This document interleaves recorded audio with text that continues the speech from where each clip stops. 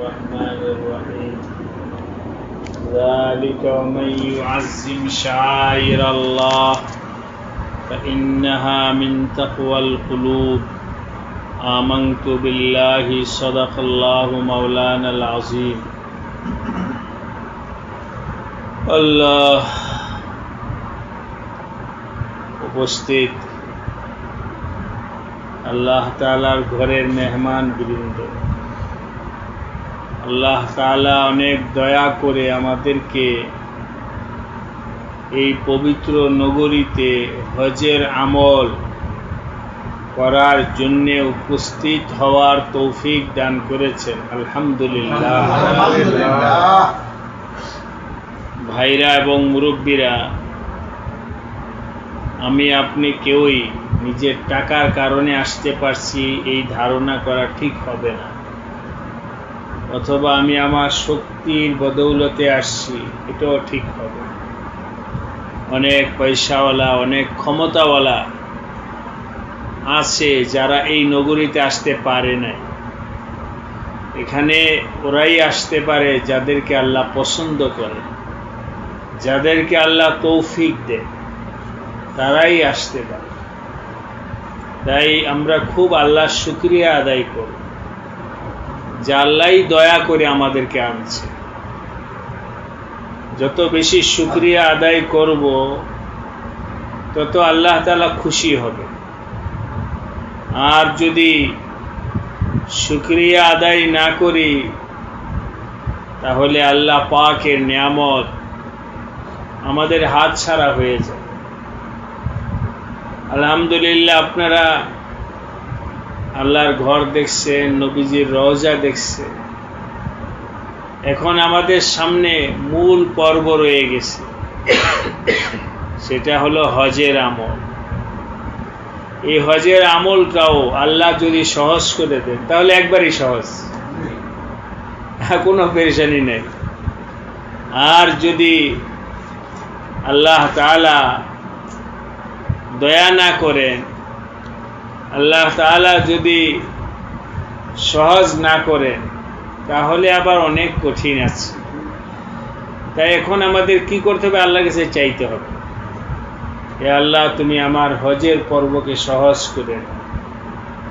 হজের আমলটা যেন সুন্দরভাবে করতে পারি, ইখলাসের সাথে করতে পারি, সুস্থতার সাথে করতে পারি, তাকওয়ার সাথে করতে পারি। আজকে জুমার সময়ও খুতবার মধ্যে ইমাম সাহেব বলছেন, কোরআনে আল্লাহ পাক বলেন ওয়াতাজাওয়াদু, তোমরা হজের প্রস্তুতি নাও। তবে হজের প্রস্তুতি কি নিবে? আমরা তো হজের প্রস্তুতি বলতে এটাই বুঝি যে আমি কি কি সামান নিব, কাপড় চোপড়, শুকনা খাবার, এগুলোকে প্রস্তুতি বুঝি। কিন্তু আল্লাহ পাক বলেন ফাইন্না খায়রা যাদ আত-তাকওয়া, উত্তম প্রস্তুতি হলো তোমরা তাকওয়ার সাথে হজে যাও। হজের আমলের সময় যেন কোনো গুনাহ না হয়, হজের আমলের সময় যেন পরস্পর ওয়ালা জিদাল, পরস্পর কোনো ঝগড়াঝাটি না হয়। আমাদের দেখা যায় হাজী সাহেবগণ ছোটখাটো বিষয় নিয়ে আপোষে একে অপরের সাথে মেজাজ কষাকষি হয়ে যায়। যেমন ছোট্ট একটা উদাহরণ দেখে, আপনারা নামাজ পড়ে আসছেন, লিফটে উপরে উঠবে, এতগুলো মানুষ আসছে, লিফটে তো কেউ আগে পরে সিরিয়াল থাকবেই। এখানে কিন্তু আমরা অনেকে ধৈর্যের পরিচয় দিতে পারি না, একটু অপেক্ষা করলেই হয়ে গেল। ঠিক এমনি ভাবে আমরা যে মিনায় যাব, যাওয়ার সময় বাসের ক্ষেত্রেও এরকমই হালাত, কে আগে উঠবে, কে পরে উঠবে, তুমি এই সিটে বসছে কেন, এই সমস্ত হালাত নিয়ে আমাদের পরস্পর ঝগড়াঝাটি হয়।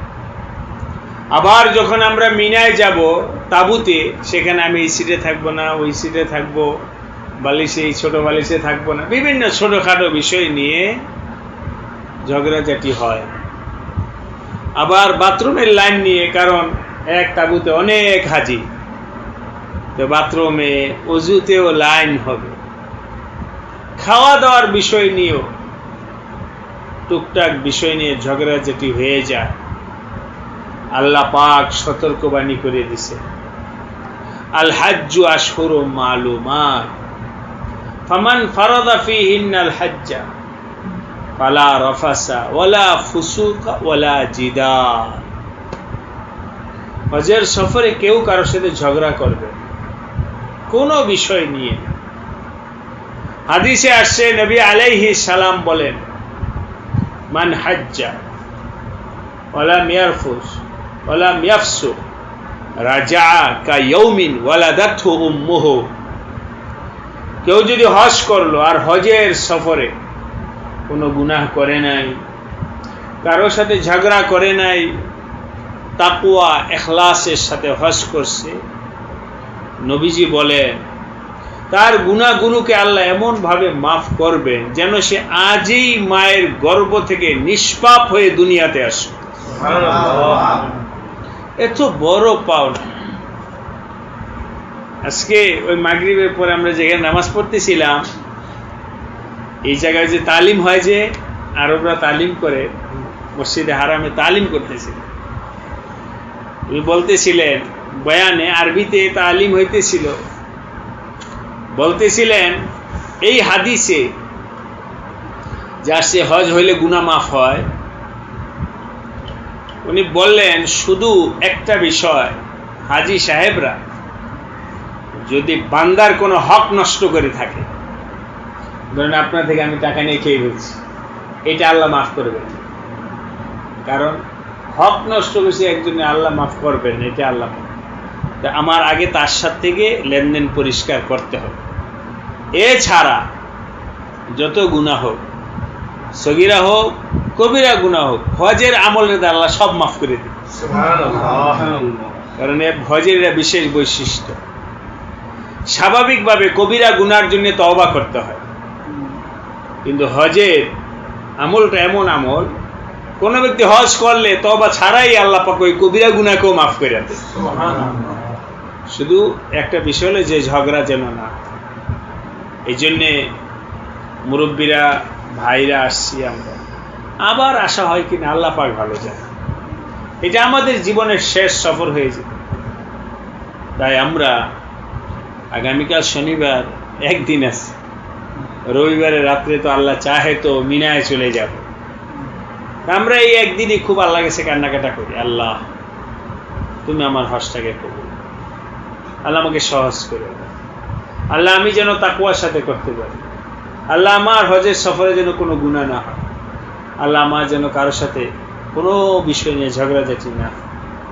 এহরাম বাঁধার পরে যে সমস্ত কাজ নিষেধ, আতর ব্যবহার করা, মাথার হাইকা রাখা, এগুলো সব নিষেধ না, এগুলো সবগুলো থেকে যেন আল্লাহ বিরত থাকতে পারে।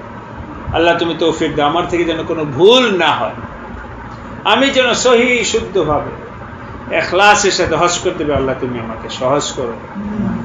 এই জন্যে নিয়তের মধ্যে আছে আল্লাহুম্মা ইন্নী উরিদুল হাজ্জা, হে আল্লাহ আমি হজের নিয়ত করলাম, ফায়াসসিরহু লি, আল্লাহ তুমি সহজ করো, ওয়া তাকাব্বালহু মিন্নি, আল্লাহ তুমি আমার কবুল করে নাও। এই দোয়া আমরা এখন থেকেই করতে থাকি, আল্লাহ আমাদের সবাইকে তৌফিক দান করেন।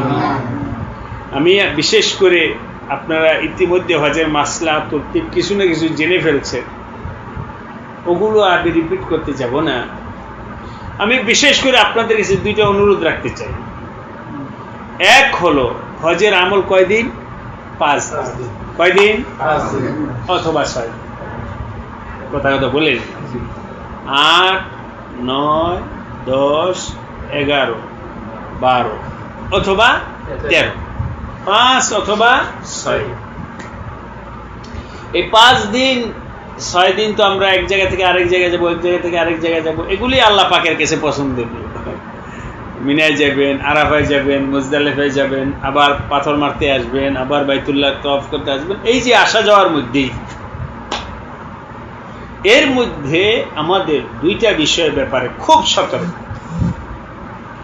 এক হলো আমরা মিনায় যখন থাকবো, এক জায়গায় যেহেতু থাকবো, এখন তো বাইতুল্লাহ যাই, নামাজ পড়ি, অনেক জায়গায় করি, ওখানে তো একই তাঁবুতে থাকবো। আমরা ওইখানে বসে যেন পরস্পর কোনো গীবত শিকায়ত না করি, তাই না? পারবো না ইনশাআল্লাহ? আল্লাহ আমাদেরকে তৌফিক দান করে। অন্য কোনো গুনাহ না হলো গীবতের গুনাহ সব জায়গায় করা যায়। বাইতুল্লাহ শরীফের জামাতের কাতারে বসেও কি করা যায়? গীবত করা যায়। মিনার তাবুতে বসেও গীবত করা যায়, আরাফায়ও গীবত করা যায়। গীবতের গুনাহ সব জায়গায় করা যায়। তো ভাইরা, অন্য গুনাহ কিন্তু পরিবেশের কারণে হয়তো আমাদের দ্বারা হবে না, কিন্তু গীবতের গুনাহ এটা হতেই পারে। তাই সবাই সতর্ক থাকবো যে আমি কোনো ধরনের গীবত করব না, কারো না, আপোষে একে অপরের না, আবার বাড়িতে যারা রেখেছি তাদেরও না, কারো সম্পর্কে আমার কোনো মন্তব্য। এই 5টা দিনের জন্যে আমি আমার মুখে তালা মেরে ফেলি। এত কষ্ট, এত টাকা পয়সা খরচ করে আসছি, সামান্য একটু মুখের ব্যবহারের কারণে হজ নষ্ট হয়ে যাবে, অনেক বড় ক্ষতি হয়ে গেল আমার নিজে। এই জন্যে 5 দিন আমি কারোর সাথে কোনো কথাই বলবো। তালবিয়া পড়ব, যখন করার তাকবীর পড়ব, লাব্বাইক আল্লাহুম্মা লাব্বাইক লাব্বাইক লা শারীকা লাক লাব্বাইক ইন্নাল হামদা ওয়ান নি'মাতা লাকা ওয়াল মুলক লা শারীকা।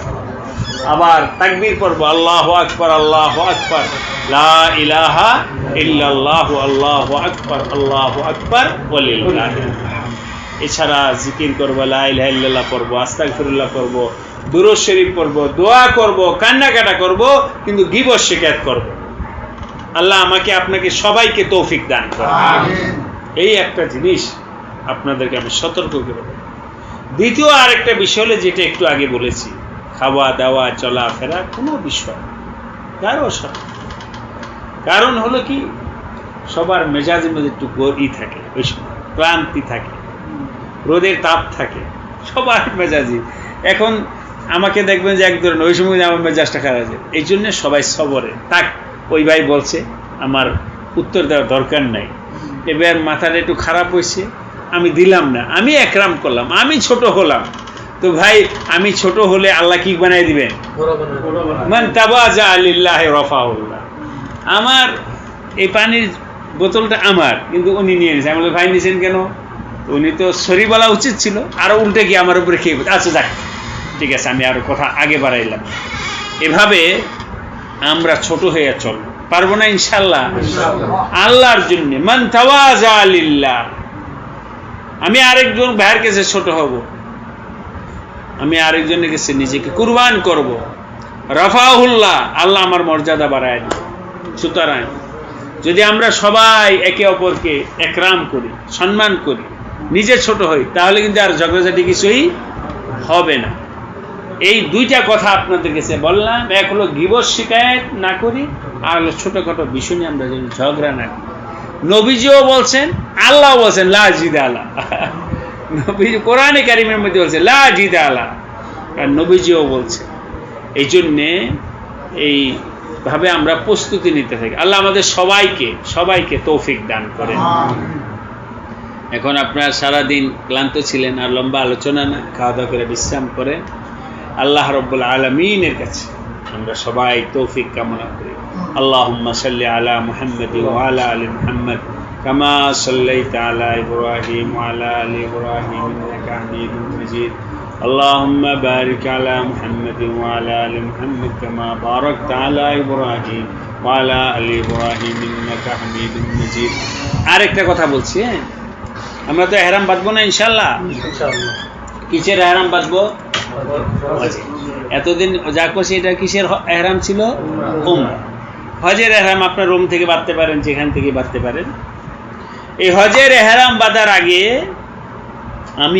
আমরা আপনারা রোমে যে 6 জন আছেন, কয়েকজন আছেন, একে অপরের সাথে মাপ চাইয়ে নেবে।